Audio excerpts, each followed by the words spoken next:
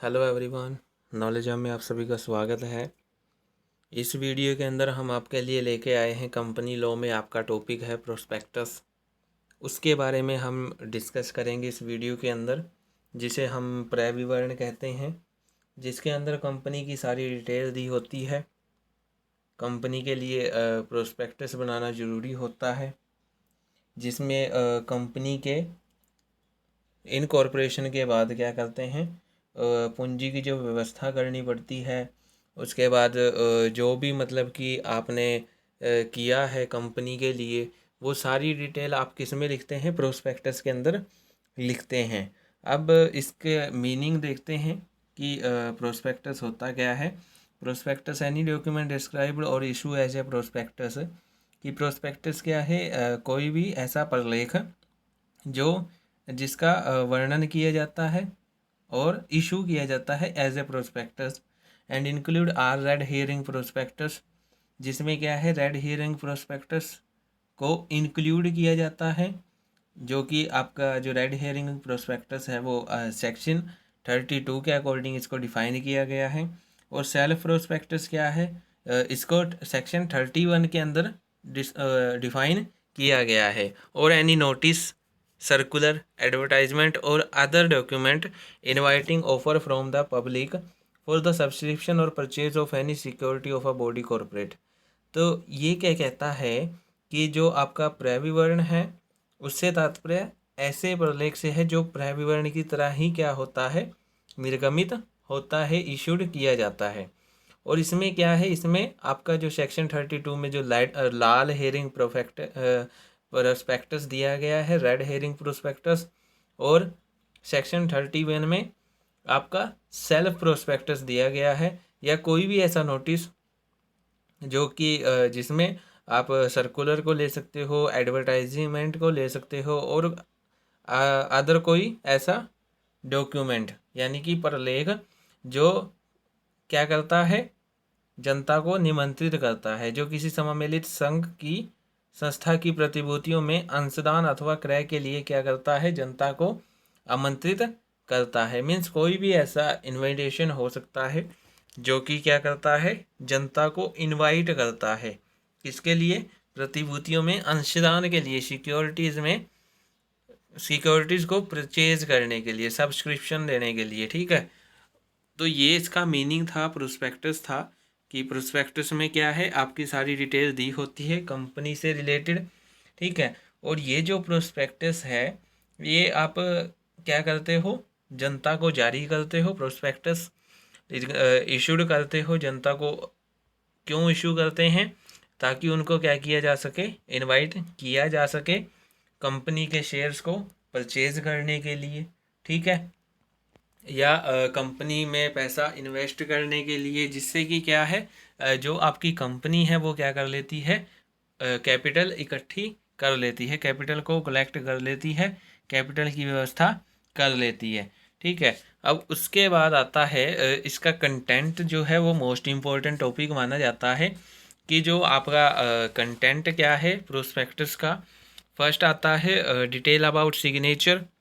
कि जो आपका प्रोस्पेक्टस है उसके अंदर जो भी जिसने भी क्या है, सिग्नेचर किए हैं, कंपनी का जो मेन ऑब्जेक्टिव है और उसका जो मेमोरेंडम ऑफ एसोसिएशन है, उस पर जिसने भी सिग्नेचर किए हैं, उनके नाम, उनके एड्रेस और उनका क्या प्रोफेशन है, उनके बारे में सारी जानकारी क्या करनी पड़ती है, इसमें देनी पड़ती है। उसके बाद आता है नंबर ऑफ़ शेयर्स। कि नंबर ऑफ़ शेयर्स कितने हैं, कौन कौन से टाइप के हैं। ठीक है, वो सारी डिटेल आपकी किस में दी होती है, प्रोस्पेक्टस में दी होती है। उसके बाद डिटेल ऑफ डायरेक्टर्स, जो भी कंपनी के संचालक हैं, 2 हैं, 3 हैं, कितने भी हों, उनके नाम, उनका एड्रेस, उनका क्या क्या प्रोफेशन है, और जो आपके डायरेक्टर्स हैं उनके द्वारा लिए गए जो भी आपके योग्यता अंश हैं। ठीक है, यदि कोई है तो उसकी क्या, उसकी अपॉइंटमेंट और उनकी जो रेमुनरेशन है। ठीक है, वो सारी डिटेल किस में दी होती है, आपकी प्रोस्पेक्टस के अंदर दी होती है। उसके बाद आता है मिनिमम सब्सक्रिप्शन, न्यूनतम अभिधान।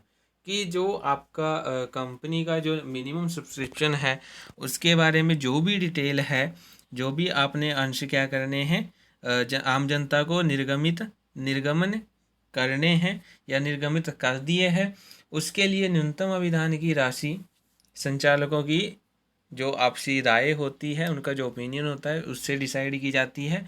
और जो भी मतलब कि आपकी मिनिमम सब्सक्रिप्शन की जो अमाउंट है उसकी जो डिटेल होती है वो सारी प्रोस्पेक्टस के अंदर दी होती है।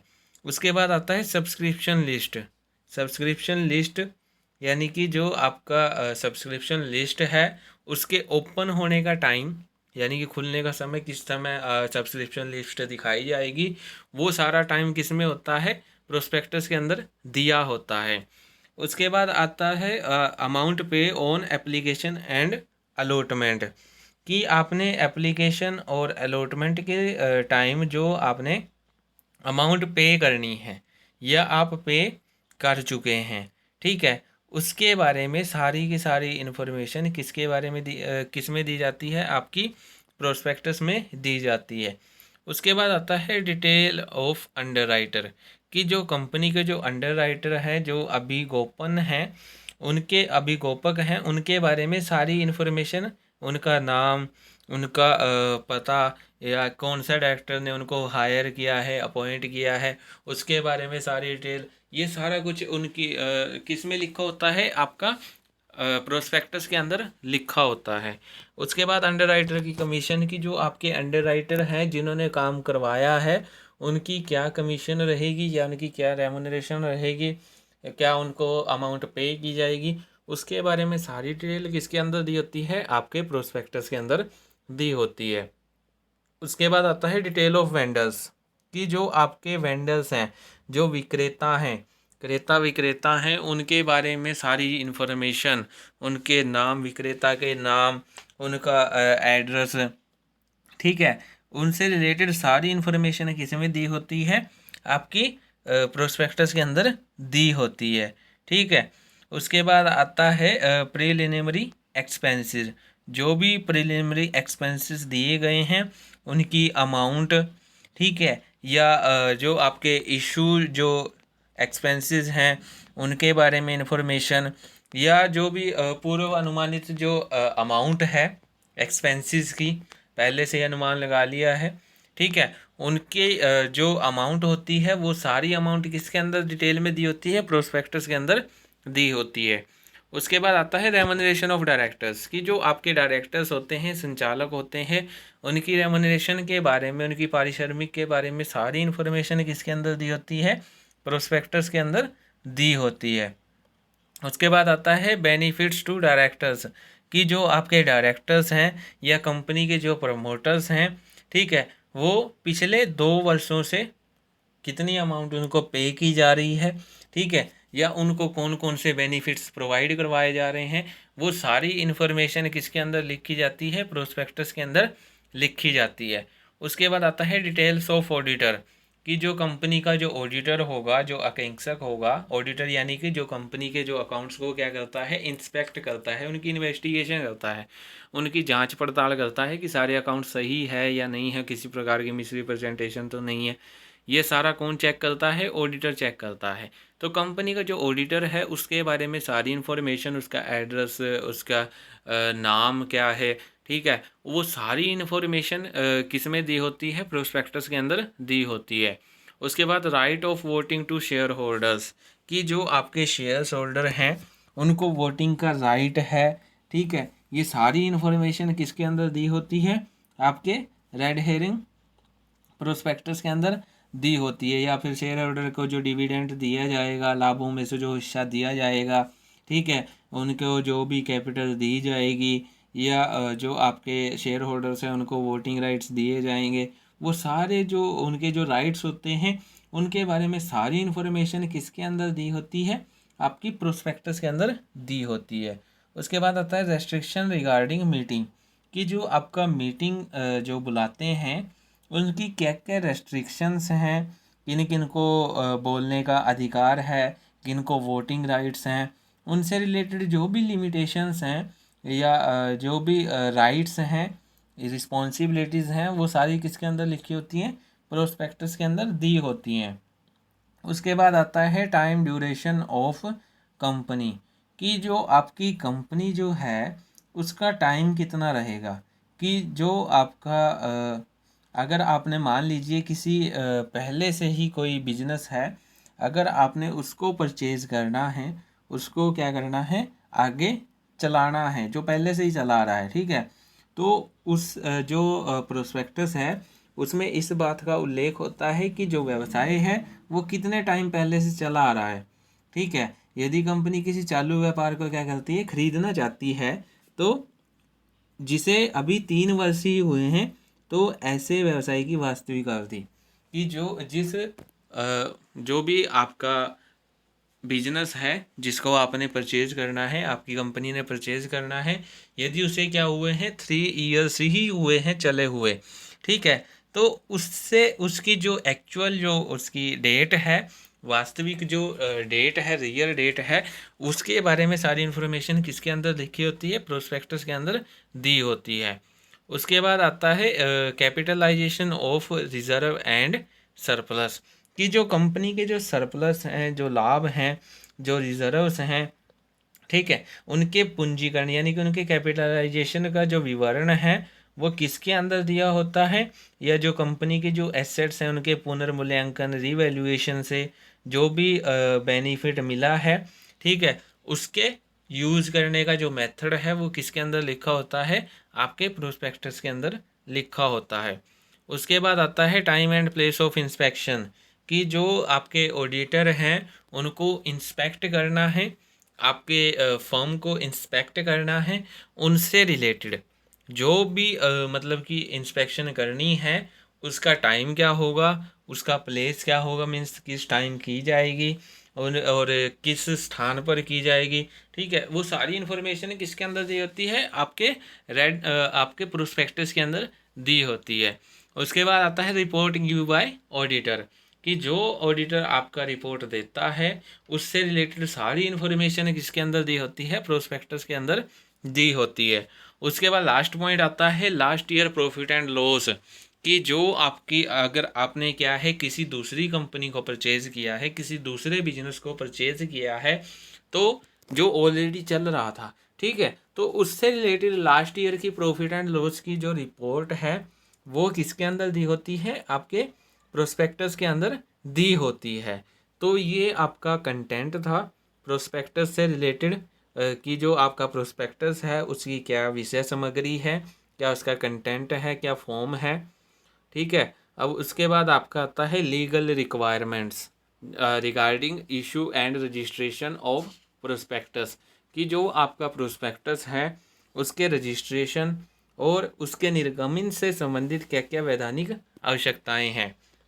फर्स्ट आता है समम इशूड आफ्टर इनकॉर्पोरेशन, समावेलन के पश्चात निर्गमन, कि कोई भी कंपनी जिसका उसके प्रोस्पेक्टस का निर्गमन यानी कि उसके प्रोस्पेक्टस को इशू कब किया जाता है, आफ्टर इनकॉर्पोरेशन, इनकॉर्पोरेशन के बाद ही क्या किया जाता है, उसको इशू किया जाता है, ठीक है। और ये इशू कंपनी के द्वारा, कंपनी के ओर से जो किया जाता है वो उसके अंदर क्या है, डेट लिखी होनी जरूरी है, कि किस डेट को आपने अपने प्रोस्पेक्टस को इशू किया है। उसके बाद आता है रजिस्ट्रेशन ऑफ प्रोस्पेक्टस, कि जो आपका प्रोस्पेक्टस है उसको पहले क्या करवाना पड़ेगा, रजिस्ट्रार के पास रजिस्टर करवाना जरूरी है, कंपलसरी होता है ये, ठीक है। और उसको इश्यू करवाने की क्या प्रोसेस है ये आगे दी गई है।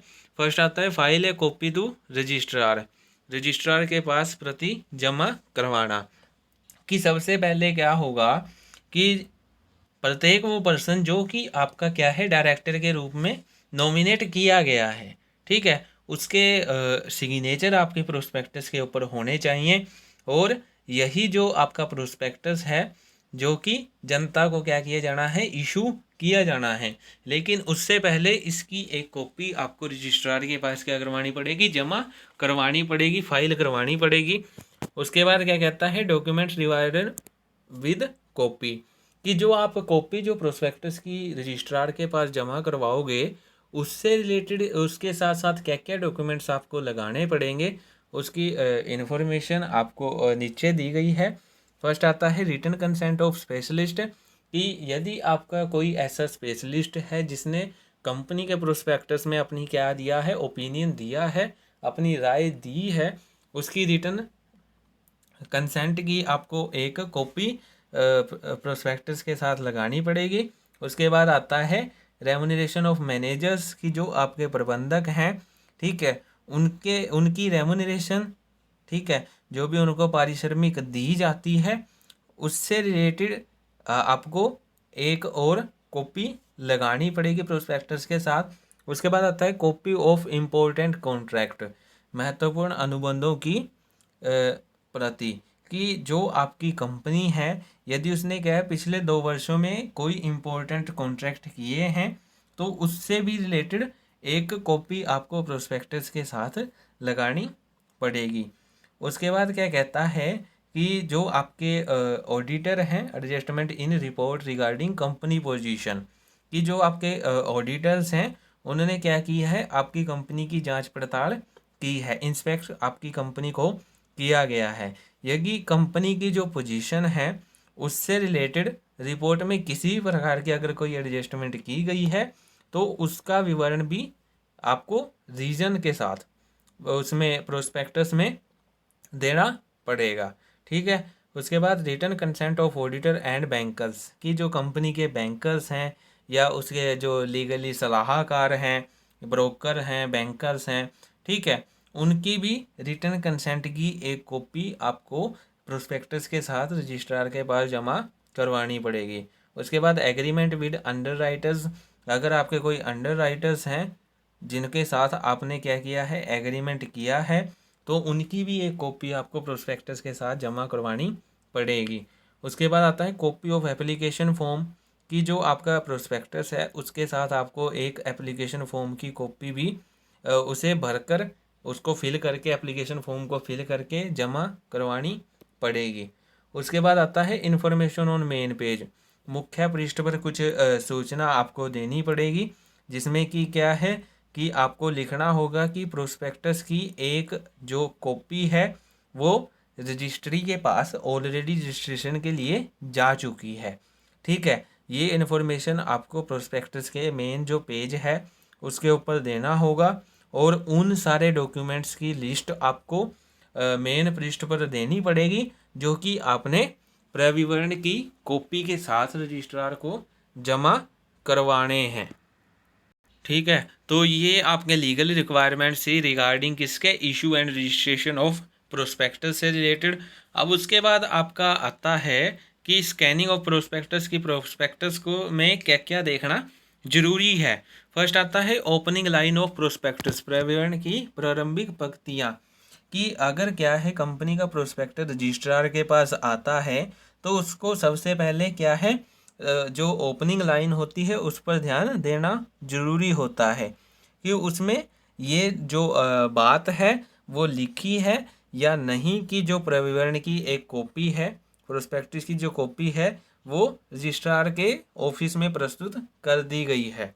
अगर नहीं की गई है तो प्रोस्पेक्टस को रिजेक्ट कर दिया जाता है। अगर ये लाइन लिखी है कि जो कॉपी है वो रजिस्ट्रार के पास जा चुकी है तो प्रोस्पेक्टस को अप्रूवल दे दी जाती है। उसके बाद आता है बिजनेस प्रोस्पेक्टस, प्रोस्पेक्ट्स मीन्स व्यवसाय का भविष्य। अब क्या है कि ये भी देखना ज़रूरी है कि जो आपका बिजनेस है उसका भविष्य क्या है, उसके संबंध में सोचना भी क्या है ज़रूरी है, या जिस एरिया में आपकी कंपनी इस्टेब्लिश होने जा रही है उस कंपनी में, उस एरिया में आपकी कंपनी का डेवलपमेंट होगा या नहीं, ये देखना भी ज़रूरी है। उसके बाद आता है मैनेजमेंट ऑफ कंपनी, के जो कंपनी का जो मैनेजमेंट है वो कैसा है, उसके अंदर जो मैनेजर्स हैं वो कैसे हैं, अच्छे हैं, ऑनेस्ट हैं, डेडिकेट हैं या एफिशिएंट हैं, ये सारा देखना ज़रूरी होता है प्रोस्पेक्टस के अंदर। उसके बाद आता है कैपिटल स्ट्रक्चर, पूंजी ढांचा, कि जो आपकी कंपनी है उसका कैपिटल स्ट्रक्चर कैसा है, कैसे किस प्रकार के इसमें पूंजी कैसे कैसे एकत्रित उसमें की जा रही है, कैसे कैसे आपने इकट्ठा की है, ठीक है, या जो आपने पूंजी इकट्ठा की है वो पर्याप्त है या नहीं है, सफिशिएंट है या नहीं है, ये भी देखना जरूरी होता है। उसके बाद आता है कंपनी का पिछला इतिहास, पास्ट हिस्ट्री ऑफ कंपनी। यदि आपने क्या है ऑलरेडी एग्जिस्टिंग कोई बिजनेस आपने परचेज किया है, ठीक है, तो आपको क्या है कम उस बिजनेस की पास्ट हिस्ट्री देखनी ज़रूरी है कि वो पिछले सालों से लॉस में चली आ रही है, प्रॉफिट हो रहा है, बेनिफिट हो रहा है, कितना बेनिफिट हो रहा है, ठीक है। उसके बाद आता है seniority of material contract, means महत्वपूर्ण अनुबंधों की जांच पड़ताल। अब आपको क्या है कि जो भी आपके इम्पोर्टेंट जो कॉन्ट्रैक्ट है, जैसे कि आपने टेक्निकल कोलैबोरेटर्स, जो भी आपके वेंडर्स हैं, अंडर राइटर्स हैं, उनके साथ जो भी आपने अनुबंध किया है, कॉन्ट्रैक्ट किया है, उसके बारे में क्या है गहन यानी कि डीपली क्या करना, स्टडी करना कि कॉन्ट्रैक्ट कैसे किए गए हैं, फ्री कंसेंट से किए गए हैं, ठीक है। उसके बाद आता है स्टैंडिंग ऑफ अंडर राइटर्स, अभिभावकों की प्रतिष्ठा, कि जो भी आपके बैंकर्स हैं, ठीक है, या जो भी आपके क्या हैं उनके बारे में क्या है, उनकी प्रतिष्ठा के बारे में पता लगाना कि वो संतुष्ट है या नहीं है, सेटिस्फाइड हैं या नहीं है, ठीक है। उनकी पोजीशन के बारे में पता लगाना क्या है ज़रूरी है। यदि क्या है, यदि उनके साथ अगर कोई कॉन्ट्रैक्ट किया जाए तो हमारी जो ऑर्गेनाइजेशन है, जो कंपनी है, वो उसका जो फ्यूचर है वो सही है या नहीं है, उसके बारे में सारा पता लगाना, ठीक है। उसके बाद हमारा एक 7वां पॉइंट रह चुका है पर्टिकुलर्स ऑफ मटेरियल कॉन्ट्रैक्ट, खरीदी गई संपत्तियों का विवरण, कि जो आपने एसेट्स परचेज की गई हैं उससे रिलेटेड सारी इन्फॉर्मेशन, कैसे परचेज की हैं, कब परचेज की हैं, कैसे परचेज की हैं, कैसे उनकी पेमेंट की है, वो सारी इन्फॉर्मेशन आपको किस में देनी होती है, आप उस मतलब उससे रिलेटेड सारी इन्फॉर्मेशन को आपको देखना पड़ता है, ठीक है।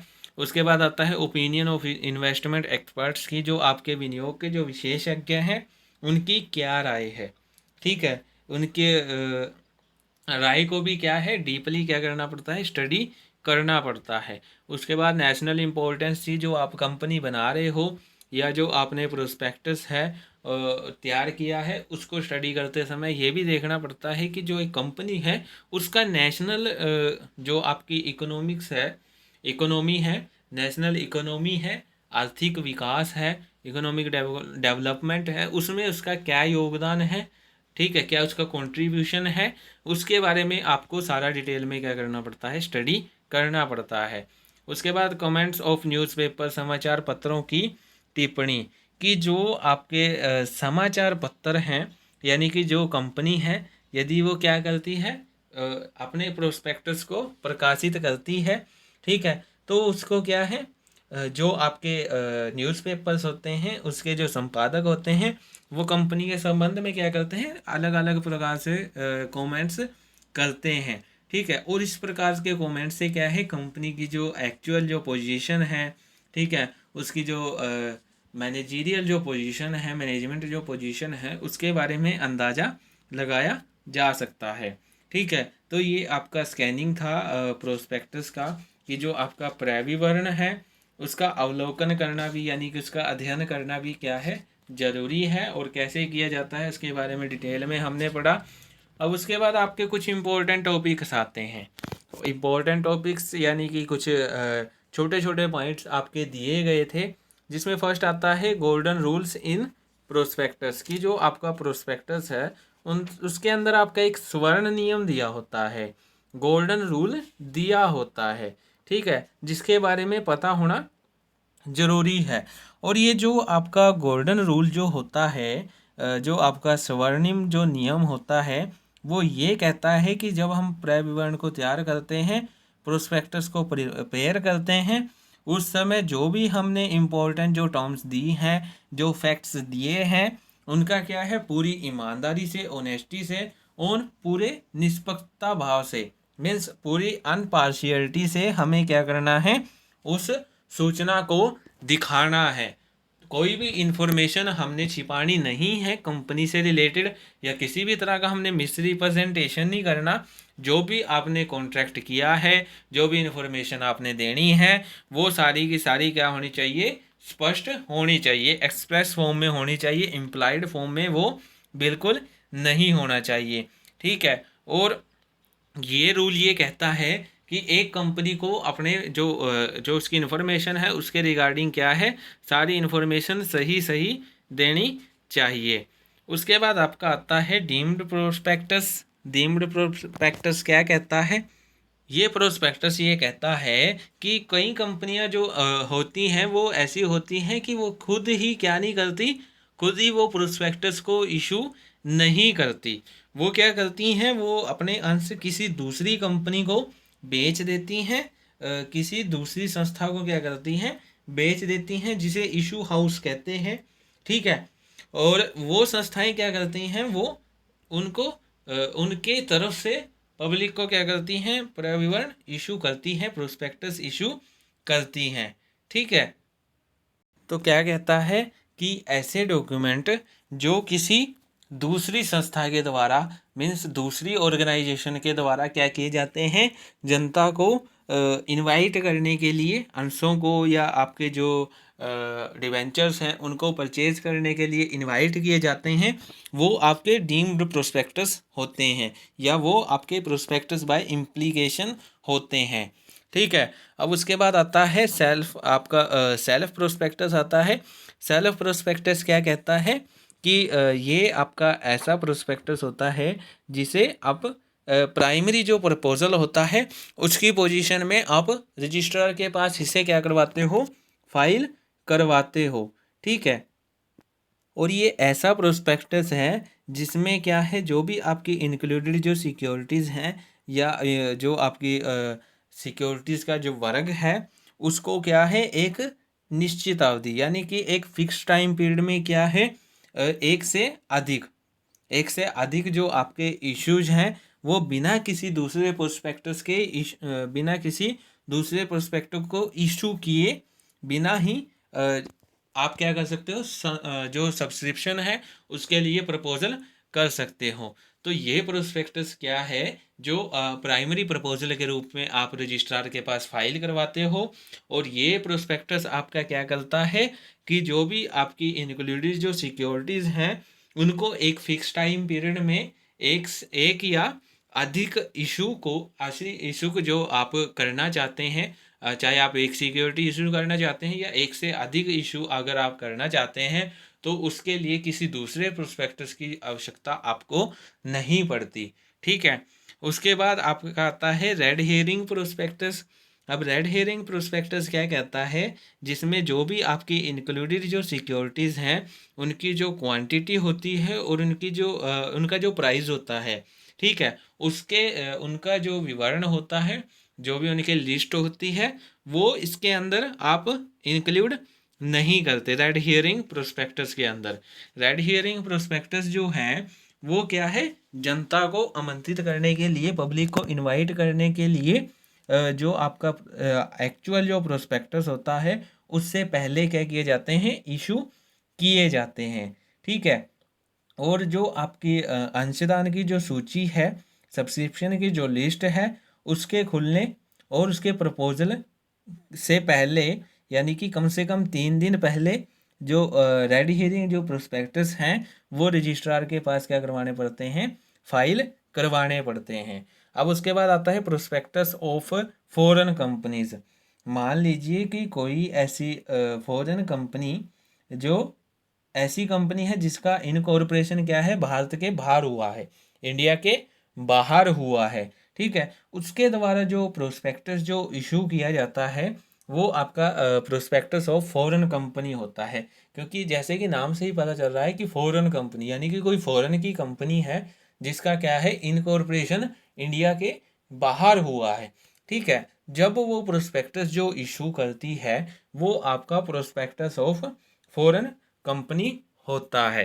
तो आज की जो वीडियो थी इसके अंदर हमने आपका प्रोस्पेक्टस का टॉपिक कंप्लीट किया है, जिसमें हमने आपको बताया प्रोस्पेक्टस का मीनिंग, उसका क्या क्या कंटेंट है, क्या उसकी विषय सामग्री है, और उसके लीगल रिक्वायरमेंट्स के बारे में हमने डिस्कस किया, उसकी स्कैनिंग के बारे में हमने डिस्कस किया, और लास्ट में आपके कुछ इम्पोर्टेंट पॉइंट्स थे कुछ टॉपिक्स आपके बनते थे, गोल्डन रूल्स इन प्रोस्पेक्टस के बारे में, डीम्ड प्रोस्पेक्टस के बारे में, सेल्फ प्रोस्पेक्टस के बारे में, रेड हेरिंग प्रोस्पेक्टस के बारे में, और उसके बाद आपका प्रोस्पेक्टस ऑफ फॉरेन कंपनी के बारे में हमने क्या किया, डिटेल में डिस्कस किया। सो आज की वीडियो में हम इतना ही करेंगे। Thank you. For more videos please like share and subscribe my YouTube channel. Take care.